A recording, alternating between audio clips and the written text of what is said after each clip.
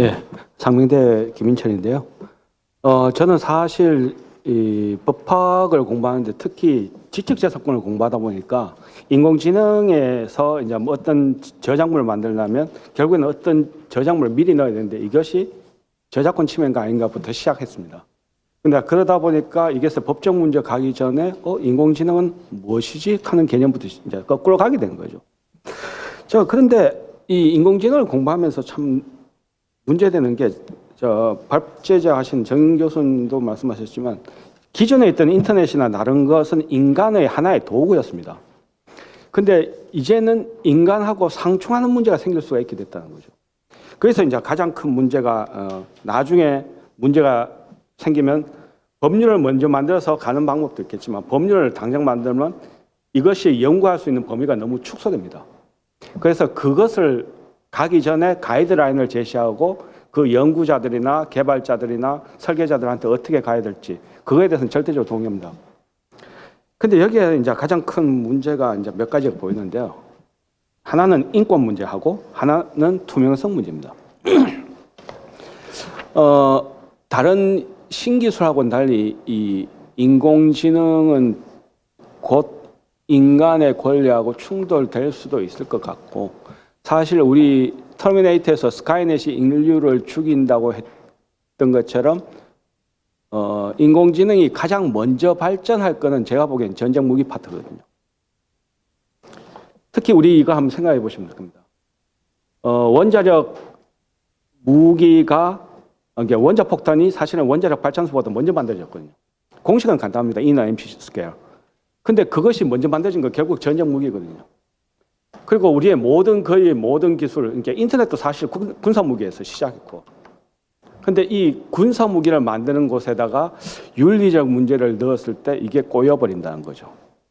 그런 문제에서 이걸 어떻게 해결할 것인가. 특히 구글 딥마인드 공동 창업자인 셰인 레이거도 말했듯이 고도의 지능을 가진 기계가 인간을 주기로 한다면 아주 효과적으로 가능할 것이다.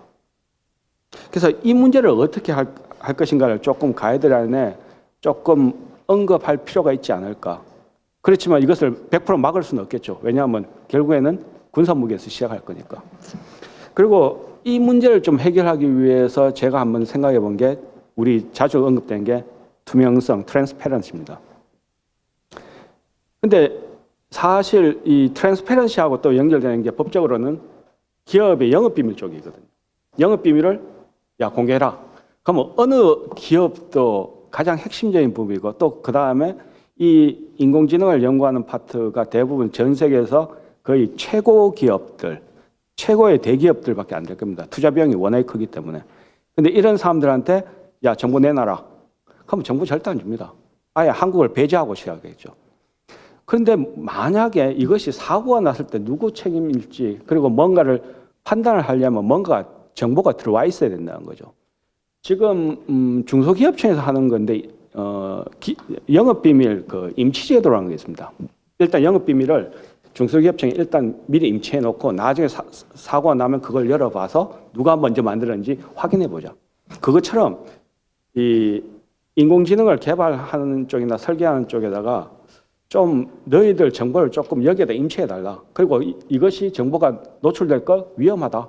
오케이. 그럼 거기다 패스워드 걸고 우리도 너희들 동의 없이 못 열 수 있도록 어떻게 만들어 보는 그런 기술을 하나를 만들어 본다면 나중에 사고 났을 때를 대비해서 이들도 패스워드를 걸어놨으니까 우리가 함부로 풀 수가 없을 거고 그렇게 해서 나중에 법적 문제나 인공지능의 문제인지 아니면 그 다음에 그것을 운영한 사람의 책임의 문제인지 이런 것을 좀 할 수 있고 트랜스페런시 문제를 좀 그들도 받아들일 수 있고 우리도 나중에 문제를 해결할 수 있는 어떤 제도가 좀 필요하면 좋지 않을까. 그리고 또 정필훈 교수님이 말씀하신 게 참여자로 한번 나가보자. 저도 진짜 그건 100% 동의거든요.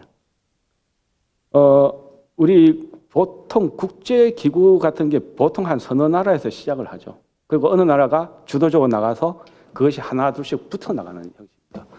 물론 우리 아시아 쪽에서는 뭐 중국하고 일본도 지금 같이 나가고 있고 거기에 근데 제가 아까 정필원 교수가 말씀하셨다시피 주로 그쪽은 산업적인 측면이거든요. 근데 산업적인 측면에만 보면 윤리가 완전히 빠져버립니다.